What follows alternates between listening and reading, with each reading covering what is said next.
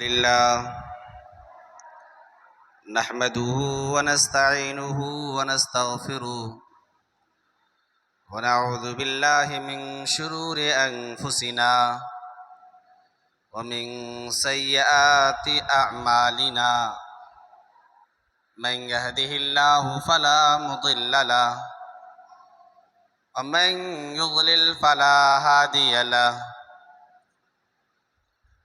وأشهد أن لا إله إلا الله وحده لا شريك له وأشهد أن محمدا عبده ورسوله يا أيها الذين آمنوا اتقوا الله حق تقاته ولا تموتن إلا وأنتم مسلمون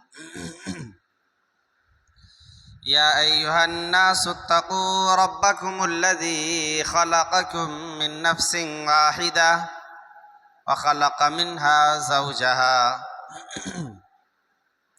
وبث منهما رجالا كثيرا ونساء واتقوا الله الذي تساءلون به والأرحام إن الله كان عليكم رقيبا يا أيها الذين آمنوا اتقوا الله وقولوا قولا سديدا يصلح لكم أعمالكم ويغفر لكم ذنوبكم ومن يطع الله ورسوله فقد فاز فوزا عظيما أما بعد فإن خير الحديث كتاب الله وخير الهدي هدي محمد صلى الله عليه وسلم وشر الأمور محدثاتها وكل محدثة بدعة وكل بدعة ضلالة وكل ضلالة في النار أعوذ بالله السميع العليم من الشيطان الرجيم بسم الله الرحمن الرحيم قاف والقرآن المجيد بل عجبوا أن جاءهم منذر منهم فقال الكافرون هذا شيء عجيب أإذا متنا وكنا ترابا ذلك رجع بعيد قد علمنا ما تنقص الأرض منهم وعندنا كتاب حفيظ بل كذبوا بالحق لما جاءهم فهم في أمر مريج أفلم ينظروا إلى السماء فوقهم كيف بنيناها وزيناها وما لها من فروج والأرض مددناها وألقينا فيها رواسي وأنبتنا فيها من كل زوج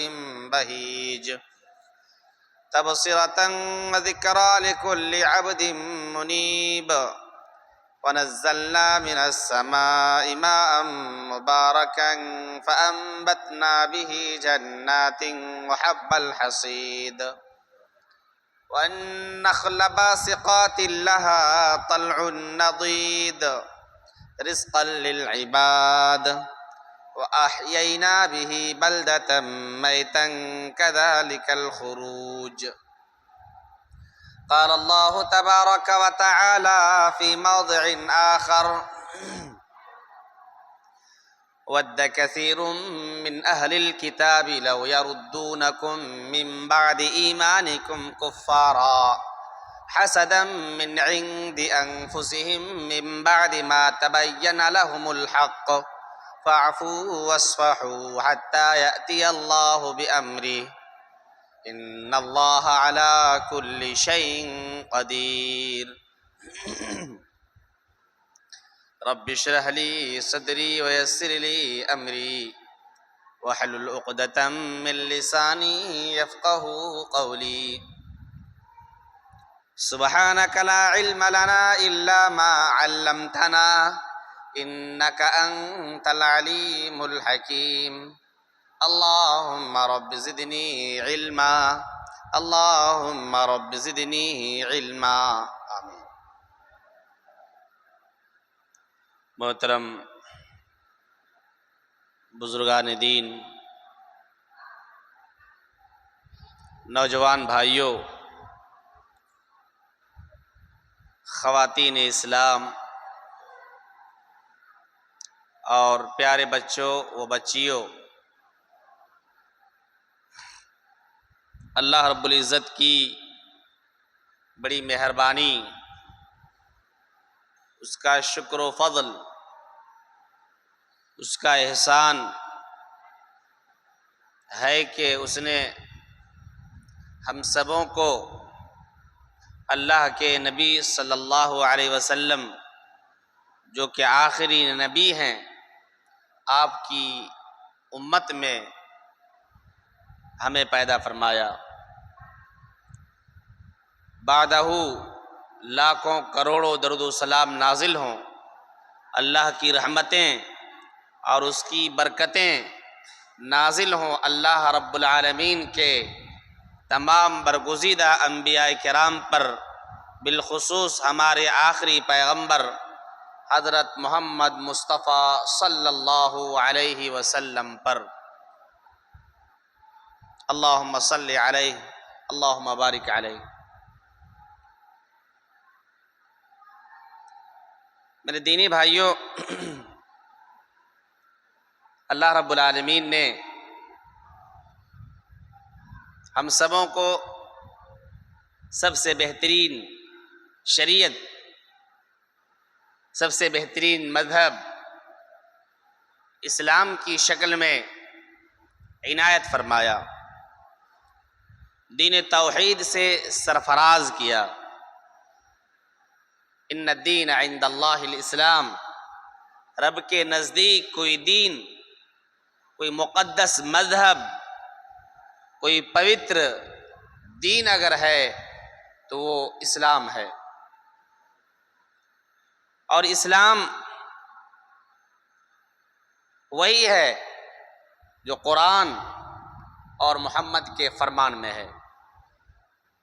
اللہ رب العالمین نے ہم انسانوں کی ہدایت کے خاطر آخری پیغمبر حضرت محمد مصطفیٰ صلی اللہ علیہ وسلم پر اپنی آخری کتاب جبریل علیہ السلام کے واسطے سے جستا جستا تھوڑا تھوڑا 23 سالہ نبوی دور میں نازل کرتا رہا.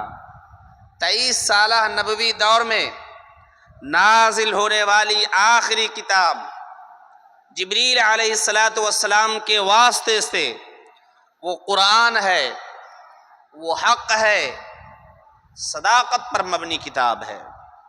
اور اللہ رب العالمین نے حضرت پیغمبر محمد مصطفیٰ صلی اللہ علیہ وسلم کو اس گرنتھ اور کتاب اور قرآن مجید کی تفصیل کے لیے ویکھا اور اس کی تشریح بیان کرنے کے لیے مکلف فرمایا. اور اللہ رب العالمین نے فرمایا کہ نبی پاک صلی اللہ علیہ وسلم، ہم نے قرآن آپ کی طرف نازل فرمایا لِتُبَيِّنَ لِلنَّاسِ، تاکہ آپ قرآن کو کھول کھول کر لوگوں کے سامنے رکھ دیں. آپ نے جو قرآن بیان فرمایا، جو قرآن کی وضاحت فرمائی، وہ احادیث نبویہ ہے. قرآن کی تفسیر، قرآن کی شرح احادیث نبویہ ہیں. تو ہمارا اسلام وہی ہے جو قرآن میں ہے، ہمارا اسلام وہی ہے جو آخری پیغمبر نے تشریح کی شکل میں، وضاحت کی شکل میں، ایکسپلینیشن کی شکل میں، جو احادیث کی شکل میں ہمارے سامنے پیش کیا ہے، اسی کے اندر اسلام ہے. تو اسلام قرآن و سنت کا نام ہے، اسلام اللہ کا فرمان اور محمد کی تعلیمات کا نام ہے. یہی ہے جسے اللہ کے نبی صلی اللہ علیہ وسلم نے ایک حدیث پاک میں بیان فرمایا، ترکت فیکم امرین لن تضلوا ما تمسکتم بہما کتاب اللہ و سنتی. اے لوگو، میں تمہارے درمیان 2 چیزیں چھوڑے جا رہا ہوں، وہ دو چیزیں کیا ہیں؟ وہی دو چیزیں حق ہیں، وہی دو چیزیں اسلام ہیں، وہی دو چیزیں سچی ہیں۔ فَتَرَكْتُ فِيكُمْ أَمْرَيْنِ لَن تَضِلُّوا مَا تَمَسَّكْتُمْ بِهِمَا کتاب اللہ و سنتی۔ جب تک ان دونوں چیزوں کو مضبوطی کے ساتھ تم تھامے رکھو گے، ان دونوں چیزوں کو مضبوطی کے ساتھ پکڑے رکھو گے، ان دونوں چیزوں پر جب تک تم عمل کرتے رہو گے، لن تضلوا، تم کبھی بھی اس روئے زمین پر حق سے نہیں ہٹ سکتے ہو، کبھی بھی تم اس روئے زمین پر گمراہ نہیں ہو سکتے ہو۔ رب کے راستے کو چھوڑ کر غیر اللہ کے راستے پر کبھی بھی تم نہیں لگ سکتے ہو اور نہیں جا سکتے ہو جب تک تم ان دونوں چیزوں کو مضبوطی سے پکڑے رہو گے، تم گمراہ نہیں ہوگے۔ تو یہی حق ہے اسلام، اور یہ حقانیت اور یہ حق قرآن و سنت کے اندر ہے۔ قرآن مجید میں اللہ تعالیٰ فرماتا ہے کہ مقام پر کہ نبی پاک صلی اللہ علیہ وسلم جو فرماتے ہیں وہ اپنی طرف سے نہیں، وہ تو سراپا رب کا آرڈر ہوتا ہے، رب کا حکم ہوتا ہے، رب کی تعلیمات ہوتی ہیں، آپ کی زبانی وہ ادا کی جاتی ہیں اور بیان کی جاتی ہیں۔ فرمایا وَالنَّجْمِ إِذَا هَوَى مَا ضَلَّ صَاحِبُكُمْ وَمَا غَوَى وَمَا يَنطِقُ عَنِ الْهَوَى إِنْ هُوَ إِلَّا وَحْيٌ يُوحَىٰ۔ آپ جو بولتے ہیں نا اے نبی پاک صلی اللہ علیہ وسلم، آپ جو بولتے ہیں نا، یہ آپ اپنی طرف سے اپنی خواہش سے نہیں بولتے، ان هو الا وحی یوحیٰ، یہ تو سراپا رب کی طرف سے آئی ہوئی وحی ہے، اس وحی کے مطابق آپ بولتے ہیں اور گفتگو کرتے ہیں۔ معلوم ہوا کہ حق کہاں ہے؟ حق قرآن و سنت میں ہے۔ حق کہاں ہے؟ حق قرآن و سنت میں ہے۔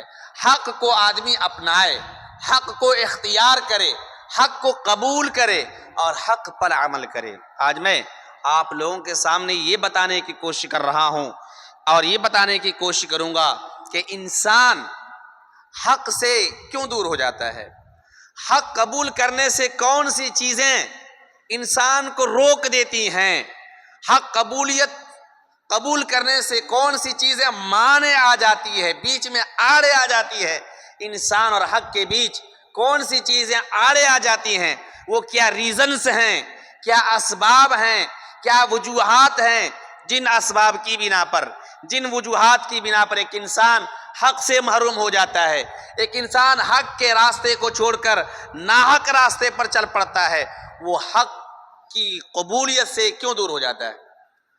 حق سے روکنے والی چیزیں کیا ہیں؟ انسان حق سامنے موجود رہنے کے باوجود انسان حق قبول نہیں کرتا، کیوں؟ اسباب کیا ہو سکتے ہیں؟ وجوہات کیا ہو سکتے ہیں؟ آج کے خطبے میں اختصار کے ساتھ ہم آپ کے سامنے قبولیت حق کے جو موانع ہیں، روکنے والی چیزیں ہیں، ان کو مختصراً بیان کرنے کی کوشش کروں گا۔ دیکھیے حق کیا ہے، حق معلوم ہو گیا حق کیا ہے۔ حق قرآن و سنت کا نام ہے، حق اسلام کا نام ہے، حق قرآن کا نام ہے، حق نبی کے فرمان کا نام ہے۔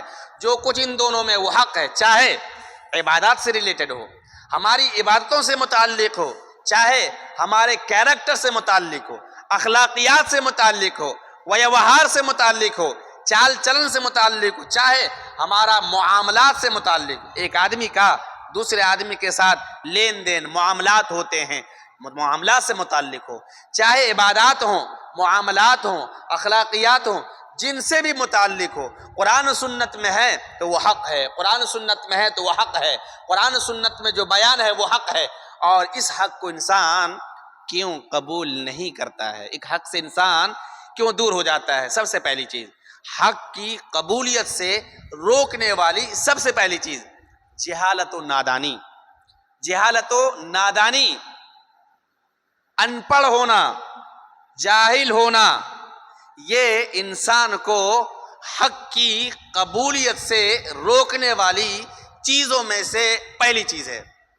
ایک انسان جانتا ہی نہیں، جو انسان نہیں جانتا، اسی لیے کہا تھا کہ الانسان عدو لما یجہل، انسان جس کے بارے میں علم ہی نہیں رکھتا، جو اس کے گیان میں، جو اس کے علم میں ہے نہیں، انسان اس چیز کا دشمن ہوتا ہے۔ الانسان عدو لما یجہل، انسان جو چیز نہیں جانتا ہے اس کا کیا ہوتا ہے؟ دشمن ہوتا ہے، ایکسیپٹ نہیں کرتا۔ یہ مجھے نہیں معلوم. انسان کہتا ہے کہ یہ کہاں سے آ گئی، یہ تو ہم نے سنا ہی نہیں، ہم نے دیکھا ہی نہیں، اس کے کرنے والے تو کوئی ہے ہی نہیں، قرآن سنت میں تو ہے ہی نہیں. حق نہیں جانتا ہے، علم نہیں ہے، جہالت و نادانی میں ہے، تو انسان حق سے دور ہو جاتا ہے. اسی لیے اللہ تعالیٰ نے جا بجا سیکھنے کی تعلیم دی ہے. سب سے پہلی وحی جو آخری پیغمبر پر آئی کیا تھی؟ وہ وحی اقرأ بسم ربک الذی خلق خلق الانسان من علق اقرأ وربک الاکرم الذی علم بالقلم. پڑھیے. اس زمانے میں اللہ کے نبی صلی اللہ علیہ وسلم جس زمانے میں نبی بنائے گئے عرب کی دنیا میں، اس دنیا کے اندر اس جہاں میں اور اس عرب میں ایسی کون سی برائی نہیں تھی جو نہ پائی جاتی تھی. ایسے پرآشوب دور میں، ایسے ماحول میں اللہ رب العالمین نے انہی میں سے ایک انسان کو، ایک آدمی کو، ایک مرد کو، ایک آدمی کو نبی بنایا اور آخری پیغمبر بنایا. اور سب سے پہلے جس کی تعلیم دی، کہا کہ اے پیغمبر خود آپ پہلے پڑھیے اور پڑھنے کا اعلان پورے سماج و معاشرہ میں کیجیے. برائیوں کے ختم کرنے کی بنیادی جڑ ہے پڑھنا. اس لیے سب سے پہلی وہی جو عرب دنیا میں آئی تھی، جہاں ہر طرح کی برائیاں تھی، ہر طرح کے خرافات تھے، ہر طرح کی چیزیں پائی جاتی تھی، وہاں سب سے پہلے جو شکشا اور جو گیان دیا گیا، جس بات کا آرڈر اور حکم نازل ہوا، اقرأ بسم ربک الذی خلق، پڑھ اس رب کے نام سے جس نے پیدا کیا ہے. اس رب کے نام سے پڑھ، اس رب کی معرفت حاصل کرنے والا علم حاصل کر، اس رب تک پہنچانے والا علم حاصل کر، وہ علم حاصل کر جو اس رب کی شناخت بتائے، وہ علم حاصل کر جو اس رب کی معرفت تمہیں دو، تم اپنے معبود حقیقی کی پہچان کر لو، وہ علم حاصل کرو. تو سب سے پہلے کیا ہے؟ اقرأ بسم ربک الذی خلق. تو جہالت و نادانی انسان کو حق قبول کرنے سے روک دیتی ہے، اس لیے پڑھنا چاہیے. اس لیے کیا کرنا چاہیے؟ خود پڑھیے، اپنے بچوں کو پڑھائیے، عورتوں کو پڑھائیے، بچیوں کو پڑھائیے. پڑھنا یہ بہت ضروری ہے. وہ کون سی پڑھائی؟ اولین پڑھائی، سب سے پہلے وہ پڑھائی، وہ علم جو رب کی معرفت معلوم ہو، جو رب کی معرفت ہمیں حاصل ہو، رب پہچان سکے، اپنے خالق کو پہچان سکے، جس نے ہمارا وجود بخشا. ہمارے وجود تھی ہی نہیں، ہمارا وجود تھا ہی نہیں، ہمیں ایک حقیر سے، پانی سے اللہ رب العالمین ہمارا وجود بخشا ہے، ہمیں ہر چیز سے نوازا ہے. دنیا میں جینے کے لیے، زندگی بسر کرنے کے لیے تمام طرح کے اسباب و وسائل مہیا فرما ہیں. اس رب کے نام سے پڑھ تاکہ اس رب کی معرفت حاصل ہو، اس رب کی معرفت دینے والا علم حاصل کر، رب کی پہچان کرانے والا علم حاصل کر. تو حق کی قبولیت سے روکنے والی سب سے پہلی چیز ہے جہالت و نادانی. دوسری چیز، اور ایک چیز اور یاد رکھیں اس میں، ایک انسان یہ کہتا ہے کہ بھائی ہمیں علم نہیں ہے، ہم تو جانتے ہی نہیں ہے قرآن کیا ہے، احادیث کیا ہے، نماز کیا ہے، نماز کیسے پڑھیں گے، توحید کیا ہے، شرک کیا ہے، ہم جانتے ہی نہیں ہیں. تو کیا وہ انسان اللہ کی نظر میں معذور ہوگا؟ غور کیا جائے، بڑا اہم سوال ہے، بڑی اہم بات. ایک انسان یہ کہتا ہے کہ ہم کو نہیں پتا یہ چیز شرک ہے، ہم کو نہیں پتا یہ توحید سے نکالنے والی، توحید کے خلاف چیز ہے، ہم کو نہیں پتا اس لیے ہم کر لیے. کیا وہ انسان اللہ کی نظر میں معذور ہوگا؟ وہ گناہ سے بچ جائے گا، اللہ کی پکڑ سے بچ جائے گا، اس بنا پر کہ وہ جانتا ہی نہیں ہے، اس بنا پر کہ اسے علم ہی نہیں ہے کہ شرک کیا ہے، توحید کیا ہے، نمازیں کیسے پڑھی جائے، نماز میں کیا پڑھا جائے، حج کیسے کیا جائے، زکوٰۃ کتنی ہے، زکوٰۃ کب دیا جائے، کن مالوں میں زکوٰۃ ہے، مقدار کیا ہے، نصاب کیا ہے، معلوم ہی نہیں. ایک انسان کہتا ہم تو معلوم ہی نہیں بھائی، تو ہم کیا انجام دیں؟ زکوٰۃ ہم جانتے نہیں کتنا دینا ہے، کب دینا ہے، کن معلوم ہے، ہم کو نہیں معلوم، ہم نہیں نکالتے ہیں. ایک انسان کہتا ہے کہ نماز کیسے پڑھا جائے، کون کون سی چیزیں ضروری ہیں، ہم کو نہیں معلوم، بس کھڑا ہوتے ہیں اور جھکتے ہیں، سر اٹھاتے ہیں. ایک انسان کہتا ہے ہم تو حج کرنے جا رہے ہیں لیکن حج کا طریقہ ہی نہیں معلوم ہم کو. ایک انسان زندگی گزارتا ہے، شرک والا کام کرتا ہے، شرکیہ عقائد میں پڑا ہوا ہے، خرافات میں، کہتا ہے ہم کو معلوم ہی نہیں حق کیا ہے. تو کیا وہ اللہ کی نظر میں بچ جائے گا اللہ کی پکڑ سے؟ کیا وہ معذور ہوگا؟ کیا وہ گنہگار نہیں ہوگا؟ کیا وہ مجرم نہیں ہوگا اللہ کی نظر میں؟ اور کیا جائے، ایک قاعدہ، ایک ضابطہ، ایک سدھانت یاد رکھا جائے. اسباب وسائل کے پائے جانے کے باوجود، غور کیا جائے اس جملے پر، اسباب وسائل، علم حاصل کرنے کا اسباب، علم حاصل کرنے کے وسائل، ذرائع، آدمی علم سیکھ سکتا ہے، گیان، علم اور نالج حاصل کر سکتا ہے، پڑھنے والے، پڑھانے والے، کتابیں موجود ہیں، اسباب و وسائل کے باوجود کوئی نہیں علم حاصل کرتا ہے وہ معذور نہیں ہے۔ غور کیا جائے، اسباب و وسائل کے باوجود، سیکھنے سکھانے کا اسباب ہیں، موقع ہیں، پڑھنے والے پڑھانے والے ہیں، کتابیں موجود ہیں، باوجود وہ علم حاصل نہیں کرتا، باوجود وہ علم حاصل نہیں کرتا تو وہ اللہ کی نظر میں معذور نہیں، وہ مجرم ہے، وہ گناہگار ہے۔ ایک آدمی ایسا ہے جس کے پاس علم حاصل کرنے کا سبب ہی نہیں ہے، پڑھانے والے ہی نہیں ہے، ان تک باتیں ہی نہیں پہنچتی ہیں، کتابیں نہیں ہیں، اسباب وسائل نہیں، کہیں اسی جنگل میں بیاباں میں رہتا ہے، انسانی دنیا سے کٹ کر کے رہتا ہے، علم حاصل کرنے کا اسباب وسائل سے دور رہتا ہے، تو وہ معذور ہے، وہ اللہ کی نظر میں مجرم نہیں ہوگا۔ لیکن اسباب وسائل کے باوجود کوئی علم حاصل نہیں کرتا اور یہ کہتا ہے ہم کو تو علم ہی نہیں ہے تو ہم کیا کریں، تو وہ معذور نہیں ہے اللہ کی نظر میں، وہ مجرم بنے گا، وہ مجرم بنے گا۔ اس لیے حق کی قبولیت سے روکنے والی پہلی چیز کیا ہے؟ جہالت و نادانی۔ دوسری چیز، حق کی قبولیت سے روکنے والی دوسری چیز، انسان حق قبول کرنا چاہتا ہے لیکن آڑے آ جاتی ہے۔ دوسری اور اہم چیز ہے حسد۔ حسد کرنا، انسان کے دل میں اگر حسد ہو جائے دین کے تعلق سے، اسلام کے تعلق سے، نبی کے فرمان کے تعلق سے، صحیح احادیث کے تعلق سے، کسی منہج اور فکر والے سے، قرآن کی تعلیم دینے والے سے، احادیث سکھانے والے سے، سیکھنے والے سے حسد ہو جائے، دینی باتوں سے حسد ہو جائے تو پھر سمجھیے وہ انسان قبولیت حق سے دور ہو جاتا ہے، حق کی قبولیت سے دور ہو جاتا ہے۔ اہل کتاب کے بارے میں اللہ تعالیٰ نے قرآن مجید میں فرمایا وَدَّ كَثِيرٌ مِّنْ أَهْلِ الْكِتَابِ لَوْ يَرُدُّونَكُمْ مِّن بَعْدِ إِيمَانِكُمْ كُفَّارًا حَسَدًا مِّنْ عِندِ أَنفُسِهِمْ مِّن بَعْدِ مَا تَبَيَّنَ لَهُمُ الْحَقُّ فَاعْفُوا وَاصْفَحُوا حَتَّى يَأْتِيَ اللَّهُ بِأَمْرِهِ۔ اہل کتاب، بیشتر اہل کتاب، زیادہ تر اہل کتاب چاہتے ہیں کہ آپ لوگوں کو، اے نبی پاک صلی اللہ علیہ وسلم، آپ کو اور آپ کے صحابہ کو، بیشتر اہل کتاب چاہتے ہیں کہ آپ کے دین سے آپ کو پھیر دیں، آپ کفر کی طرف لوٹ آئیں۔ بیشتر اہل کتاب کی یہ خواہش ہے، کیوں؟ حسدا من عند انفسہم، ان کے دل میں حسد ہے آپ کے تعلق سے، آپ کے صحابہ کے تعلق سے، آپ کے دین کے تعلق سے، آپ کی شریعت کے تعلق سے، آپ کی کتاب مقدس کے تعلق سے۔ اہل کتاب یہود و نصارہ کے دل میں حسد ہے، بغض ہے، کینہ ہے۔ اس حسد کی وجہ سے قبولیت حق سے اہل کتاب دور ہو گئے۔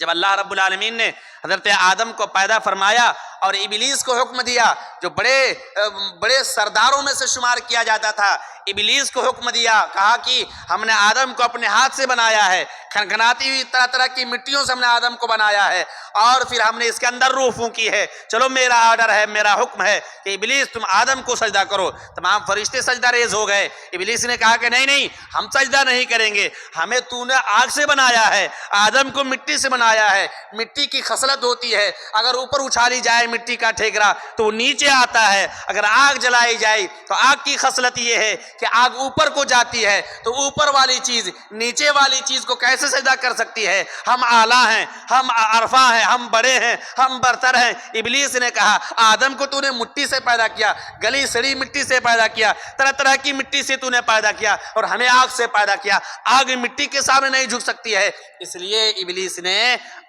آدم کے سجدہ سے انکار کر دیا۔ حسد حق کی قبولیت سے مانے ہے۔ جس کے اندر حسد ہے نا، حق بات نہیں مانے گا۔ آپ حق بول رہے ہیں نا، آپ سے دشمنی حسد ہے نا، نہیں ماننے کی بات کیوں مانیں گے؟ وہ حسد کرتا ہے، ان سے حسد ہے، ان کے دین کو دیکھ کر کے، ان کی تعلیم کو دیکھ کر کے، ان کی ترقی کو دیکھ کر کے، ان کی خوشحالی کو دیکھ کر کے حسد کرتا ہے۔ آپ حق بات بولیں گے، آپ کی بات قبول نہیں کی جائے گی۔ حق بات کی قبولیت سے روکنے والی دوسری اور اہم چیز کیا ہے؟ حسد ہے۔ تیسری چیز، حق کی قبولیت سے روکنے والی تیسری چیز کیا ہے؟ بری صحبت۔ بری صحبت، برے ساتھی کا انتخاب، بری صحبت، برے ساتھی کا انتخاب انسان کو حق کی قبولیت سے روک دیتا ہے۔ ایک انسان اپنے دوست، اپنے چاہنے والے، میل جول رکھنے والے، جگری دوست، تعلقات نبھانے والے دوست کے دین، دوست کے ان کے خیال ہم خیال ہوتا ہے. بری صحبت کا اثر پڑتا ہے. ایک انسان اگر برے دوستوں کے ساتھ ہے تو ان کا جو سلوک ہے، ویوہار ہے، چال ڈھال ہے، ان کی ایکٹیویٹی ہے، ان کا رہن سہن ہے، ان کا اسٹائل ہے، طرز ہے، کھان پان، معاملات، مبادلات، جو بھی چیزیں ہیں، ایک دوست دھیرے دھیرے اپنے برے دوستوں سے متاثر ہوتا ہے اور دیکھتا ہے کہ اچھا میرے سارے دوست تو اس بات کو مانتے ہیں، میرے سارے دوست تو اس بات کو فالو کرتے ہیں، ہم الگ کیوں ہو جائے اپنے دوست سے؟ ہم اپنے دوست سے الگ کیوں ہو جائے؟ اپنے دوست کو اس منہج اور طریقے پر ہم دیکھتے ہیں، اس سے ہم کیوں ہٹ جائے؟ تو بری صحبت بھی انسان کو حق کی قبولیت سے روک دیتی ہے. اس لیے اللہ رب العالمین نے قرآن مجید فرمایا، انسان کہے گا وَيَوْمَ يَعَضُّ الظَّالِمُ عَلَى يَدَيْهِ وَيَقُولُ يَا لَيْتَنِي اتَّخَذْتُ مَعَ الرَّسُولِ سَبِيلًا یا وَيْلَتَىٰ لَيْتَنِي لَمْ أَتَّخِذْ فُلَانًا خَلِيلًا. انسان قیامت کے دن اپنی انگلیوں کو چبائے گا اور چبا چبا کر کہے گا کاش میں نبی کے راستے کو اپنایا ہوتا، نبی کے مذہب اور طریقے کو اپنایا ہوتا. یا ویلتا لیتنی لم اتخذ فلانا، کاش کہ میں فلاں آدمی کو، فلاں کو اپنا دوست نہ بنایا ہوتا. اس دوست نے مجھے حق سے گمراہ کیا ہے، اس دوست نے مجھے حق سے دور کر دیا ہے، اس دوست نے مجھے نماز سے روک دیا ہے، نماز سے غافل کر دیا ہے، اس دوست نے ہمیں صحیح عقیدے سے غافل کر دیا ہے. ہم فلاں دوست کے طریقے پر تھے، فلاں دوست کے عقیدے پر تھے، فلاں دوست کے روش اور ڈگر پر قائم تھے. یا ویلتا لیتنی لم اتخذ فلانا خلیلا، کاش کہ میں دنیا میں فلاں آدمی کو اپنا دوست نہ بنایا ہوتا. اور وہ آدمی چبا چبا کر اپنی انگلیوں کو اللہ کے سامنے یہ خواہش کرے گا، یہ تمنا کرے گا، یہ آرزو کرے گا، اور یہ خواہش یوں ہی خواہش صرف رہ جائے گی اور افسوس انسان کرتا رہ جائے گا. تو انسان کو حق کی قبولیت سے روکنے والی تیسری چیز ہے بری صحبت، برے دوستوں کا انتخاب، برے دوستوں کے ساتھ رہنا سہنا، برے دوستوں کے ساتھ میل جول. برے دوستوں کے ساتھ، اچھے دوستوں کے ساتھ رہیں، برے دوستوں کے ساتھ میل جول انسان کو حق سے دور کر دیتا ہے، قبولیت حق سے مانع بن جاتی ہے، روڑا اٹکا دیتے ہیں برے دوست. اس لیے بری صحبت سے بچیں، بری صحبت سے بچیں. اللہ رب العالمین قرآن مجید میں فرماتا ہے کہ قیامت کے دن الاخلاء یومئذ بعضهم لبعض عدو الا المتقین. قیامت کے دن جو دنیا میں جگری دوست ہوتے تھے، دنیا میں اپنا جگری دوست، اپنا حقیقی دوست ہوا کرتے تھے، قیامت کے دن ایک جگری دوست اپنے جگری دوست کا کھلا ہوا دشمن بن جائے گا. ایک جگری دوست اپنے جگری دوست کا کھلا ہوا دشمن بن جائے گا اللہ کے سامنے قیامت کے دن. الا المتقین، سوائے سچے لوگوں کی دوستی، ان کی دوستی باقی رہے گی. متقیوں کی دوستی، اچھے لوگوں کی دوستی، اچھی دوستی قیامت کے دن باقی رہے گی. الاخلاء یومئذ بعضهم لبعض عدو الا المتقین. قیامت کے دن جگری دوست بھی اپنے ہی دوست کے کھلا ہوا دشمن بن جائیں گے، صریح دشمن بن جائیں گے. لیکن جن کی دوستی حق پر قائم تھی، جن کی دوستی اللہ کے دین پر قائم تھی، حق کے لیے قائم تھی، ان کی دوستی باقی رہے گی. اس لیے حق سے دور کرنے والی تیسری چیز کیا ہے؟ حق سے دور کرنے والی تیسری چیز ہے بری صحبت. پہلی چیز کیا تھی؟ جہالت و نادانی. جہالت یہ حق سے انسان کو دور کر دیتی. دوسری چیز کیا تھی جو انسان کو حق سے دور کر دیتی؟ حسد. تیسری چیز کیا ہے انسان کو حق سے دور کرنے والی؟ بری صحبت. اور چوتھی چیز ہے کبر و غرور، تکبر، گھمنڈ، عناد، اپنے آپ کو بڑا سمجھنا، اپنے آپ کو اپنے اعلیٰ سمجھنا، دوسروں سے بہتر سمجھنا اور دوسروں کو کمتر، حقیر، ذلیل سمجھنا اور دوسروں کو معمولی سمجھنا اور اپنے آپ کو بڑا سمجھنا انسان کو حق کی قبولیت سے دور کر دیتا ہے. کبر و غرور. اس لیے اللہ تعالیٰ فرماتا ہے سأصرف عن آیاتی الذین یتکبرون فی الارض بغیر الحق وإن یروا کل آیۃ لا یؤمنوا بها وإن یروا سبیل الرشد لا یتخذوا سبیلا وإن یروا سبیل الغی یتخذوا سبیلا. فرماتا اللہ رب العالمین کہ میں ان لوگوں سے اپنی آیتوں کو پھیر دیتا ہوں. میں سأصرف ان آیاتی الذین، میں اپنی آیتوں سے، اپنے احکام سے روک دیتا ہوں، موڑ دیتا ہوں اپنی آیتوں سے ان لوگوں کو. کن لوگوں کو؟ جو لوگ روئے زمین پر ناحق تکبر کرتے ہیں. کیا فرماتا اللہ تعالیٰ کہ میں ان لوگوں کو اپنی آیتوں سے، اپنے احکامات سے روک دیتا ہوں. کن لوگوں کو؟ یتکبرون فی الارض بغیر الحق، جو اللہ کی زمین پر اکڑ کر چلیں، اللہ کی زمین پر تکبر کریں، اپنے آپ کو بڑا سمجھیں اور اللہ کے بنائے ہوئے دوسرے بندے کو حقیر اور کمتر اور ذلیل سمجھیں، رسوا سمجھیں اور اپنے آپ کو بڑا اعلیٰ عرفہ سمجھے. اللہ رب العالمین فرماتا ہے متکبروں کو میں اپنی آیتوں سے موڑ دیتا ہوں. متکبروں کو، اللہ کی زمین پر اترانے والوں کو حق سے، آیتوں سے، احکام سے اللہ تعالیٰ کیا کرتا ہے؟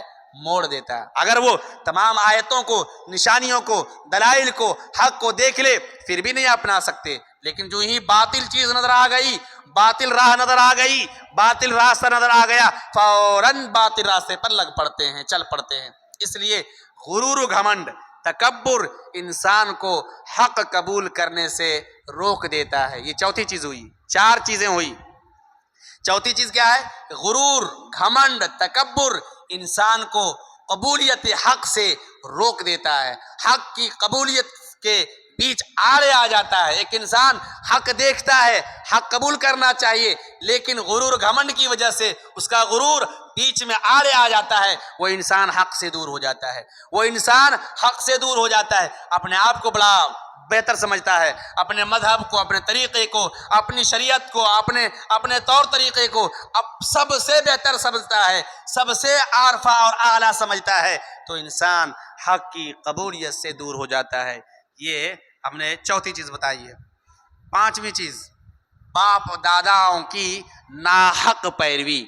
5ویں چیز، باپ داداؤں کی ناحق پیروی. ایک انسان باپ داداؤں کی ناحق اور بیجا پیروی کرتا ہے تو اس پیروی کی وجہ سے حق سے دور ہو جاتا ہے. جب انسان کے سامنے کوئی بات رکھی جائے، حدیث بیان کی جائے، اسلام کا کوئی حکم بیان کیا جائے، کوئی تعلیم بیان کیا جائے، اللہ کے نبی صلی اللہ علیہ وسلم کا کوئی پیغام اور میسج دیا جائے، تو کہتے ہیں یہ نیا نیا کہاں سے لے کر آ رہے ہو؟ ہم نے اپنے باپ دادا کو تو دیکھا نہیں ایسا کرتے ہوئے. تمہارے پاس، تم لوگوں کے پاس نئی نئی چیزیں کہاں سے آتی ہے؟ تمہارے پاس وہی نازل ہوتی ہے. ہم تو اپنے باپ دادا کو جس ڈگر، جس راستے پر پائے ہیں، ہم اپنے باپ دادا کے راستے پر چلیں گے، اپنے باپ دادا کی پیروی کریں گے. ابراہیم علیہ السلام نے اپنی قوم کو کہا تھا کہ تم لوگ اللہ کو چھوڑ کر اپنے ہاتھوں سے تراشے خراشے معبودوں کی بات کیا کرتے ہو؟ کیا وہ تمہارے معبود سنتے ہیں، سمجھتے ہیں، کھاتے ہیں، پیتے ہیں؟ کیا تمہارے معبود ذرہ برابر بھی نفع نقصان پہنچا سکتے ہیں؟ پھر تم کیوں اپنے معبودوں کی بات کرتے ہو؟ کہا قالوا بل وجدنا آباءنا، قالوا بل وجدنا، کہ ہم نے اپنے باپ دادا کو اسی پر پایا ہے، ایسا ہی کرتے ہوئے پایا ہے، اس لیے ہم لوگ یہی کریں گے. اپنی بات اپنے پاس رکھیے، اپنا حکم اور اپنی شریعت اپنے پاس رکھیے، ہم اپنے باپ دادا کے ڈگر اور راستے پر چلیں گے. تو انسان حق سے دور ہو جاتا ہے. کب؟ جب وہ کہتا ہے کہ اپنے باپ دادا کے ڈگر پر، ناحق طریقے پر جو باپ دادا چل پڑے تھے وہ طریقہ غلط تھا، ان غلط طریقے پر چلنے والے باپ دادا کی پیروی کرنا انسان حق سے دور ہو جاتا ہے. چھٹی چیز نیک لوگوں کے سلسلے میں غلو کرنا. نیک لوگوں کے سلسلے میں غلو کرنا، حد سے زیادہ اسے آگے بڑھا دینا، اس کی تعریف کرنا، جتنے کے لائق ہے اس سے کہیں زیادہ بڑھا دینا. جیسا کہ حضرت نوح علیہ السلام کے زمانے میں کچھ نیک کار تھے، کچھ بزرگ تھے، جب ان کی وفات ہو جاتی ہے تو ان لوگوں نے ان کا اسٹیچو بنا کر کے کہا کہ یہ ان کو دیکھیں گے تو اللہ یاد آئے گا، خوف خدا پیدا ہوگا. جب اسٹیچو بنانے والے وفات پا گئے، ان کی اولاد آئی تو شیطان نے آ کر کہا کہ نہیں معلوم تجھ کو، تمہارے باپ دادا اس اسٹیچو کے سامنے جھکتے تھے، عبادت کرتے تھے، سجدہ کرتے تھے، तुम सजदा करो इन स्टेचू को, इनको माबूद समझो, इनसे मांगो, इनके सामने रुकू करो। फिर क्या हुआ? फिर यही हुआ कि नेक लोगों के सिलसिले में गुलू किया, इंसान के बजाय रब का दर्जा दे दिया, खुदा का दर्जा दे दिया, और हक से क्या हो गया? दूर हो गया। फिर अल्लाह रब्बुल आलमीन ने बारिश के जरिए, पानी के जरिए कौम नूह को हलाक व बर्बाद कर दिया। नेक लोगों के सिलसिले में गुलू और इफरात से बचना चाहिए। जितना जो मकाम है उतना ही वो मकाम दे। अल्लाह के नबी ने फरमाया, सही बुखारी की रिवायत है, ला तुतरूनी, ए लोगों सुनो, तुम लोग मेरे सिलसिले में गुलू मत किया करो, मेरी मोहब्बत में इफरात मत किया करो, मेरा जो मकाम है वो मकाम दो, खुदा के दर्जे तक मुझे मत पहुंचाओ। कमा अतरतिन नसारा बन मरियम, जैसा कि नसरानियों ने, नसारा ने, ईसाइयों ने इब्ने मरियम के सिलसिले में गुलू किया था। मरियम को, ईसा को उन्होंने खुदा का दर्जा दे दिया, रब का बेटा गर्दाना। वैसा तुम लोग मेरे सिलसिले में गुलू मत करना। फइन्नमा अना अब्दुहु, मैं रब का एक बंदा हूँ। फक़ूलू अब्दुल्लाहि व रसूलुहु, तो मुझे कहो अल्लाह का बंदा और उसका रसूल कहो। मालूम क्या हुआ कि नेक लोगों के सिलसिले में गुलू नहीं करना चाहिए। सातवीं चीज जो इंसान को हक की कबूलियत से रोक देती है, जाहो मनसब के चले जाने का खौफ। सातवीं चीज, मनसब और सरदारी, जाहो मनसब चले जाने का खौफ इंसान के अंदर अगर पाया जाए तो वो हक की कबूलियत से दूर हो जाता है, हक कबूल नहीं करता। जैसा कि अल्लाह के नबी सल्लल्लाहु अलैहि वसल्लम जब मदीना तशरीफ लाए तो मुनाफिकीन अब्दुल्ला बिन उबय बिन सलूल आम आदमी थे, क्या पढ़े लिखे आदमी थे, जानकार आदमी थे। रईसुल मुनाफिकीन अब्दुल्ला बिन उबय बिन सलूल बड़े आलिम और जानकार थे, उस वक्त के बड़े तेज और ज़हीन फतीन लोगों में से थे। लेकिन जो ही नबी सल्लल्लाहु अलैहि वसल्लम आए और मदीने में अब्दुल्ला बिन उबय बिन सलूल की सरदारी मिलने वाली थी, उनको उनकी हुकूमत मिलने वाली थी, चुतराहट मिलने वाली थी। जब अल्लाह के नबी सल्लल्लाहु अलैहि वसल्लम मदीना आए, सारे लोग नबी सल्लल्लाहु अलैहि वसल्लम की तरफ आ गए, नबी को अपना सरदार बनाया, और अब्दुल्ला बिन उबय बिन सलूल रईसुल मुनाफिकीन की सरदारी चली गई। तो इस खौफ और डर और इस हसद ने कि सरदारी चली जाएगी मेरी, अल्लाह के रसूल की मुखालफत करने लगे। इस्लाम का लिबादा ओढ़ लिए, नमाजें तो पढ़ते थे, लेकिन धीरे धीरे अंदर ही अंदर इस्लाम की असल को कमज़ोर करते थे, नबी की मुखालफत करते थे, सहाबा की मुखालफत करते थे, इस्लाम की जड़ काट देने की कोशिश में लगे हुए थे मुनाफिकों ने। लेकिन अल्लाह रब्बुल आलमीन ने उनका नहीं चलने दिया, और अल्लाह रब्बुल आलमीन दुनिया के सामने जाहिर कर दिया ये लोग मुनाफिक हैं। तो जाहो मनसब का खौफ इंसान को हक कबूल करने से रोक देता है। एक इंसान हक बताइएगा, कहिएगा भाई ये हक है कुरान और सुन्नत में, नहीं भाई हम नहीं जाएंगे, हमारे लोग नाराज़ हो जाएंगे, हमारे गांव वाले नाराज़ हो जाएंगे, रिश्तेदार नाराज़ हो जाएंगे, हम सरदार हैं सरदारी से हटा देंगे, हम जो है फलां हैं फलां से लोग हटा देंगे, अगर तुम्हारी बात मान लेंगे कुरान और सुन्नत पर हम चले आएंगे तो लोग हमको क्या कहेंगे, हमारी कौम के लोग, हमारे समाज के लोग हमको अलग कर देंगे, बायकाट कर देंगे, हमारी सरदारी चली जाएगी। तो जाहो मनसब का खौफ इंसान को हक कबूल करने से रोक देता है। जाहो मनसब का खौफ इंसान को हक कबूल करने से रोक देता है। आखिरी बात मैं ख़त्म करके अपनी बात तमाम करूंगा, वक्त भी हो गया है।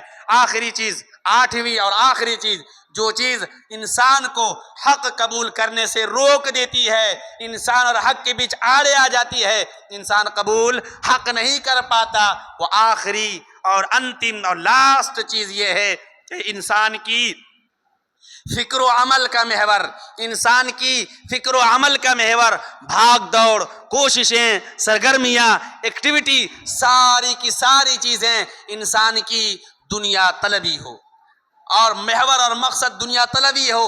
दुनिया का हुसूल, सारी एक्टिविटी, भाग दौड़, सरगर्मी, कोशिश का सिर्फ एक ही मकसद हो, दुनिया हासिल हो जाए।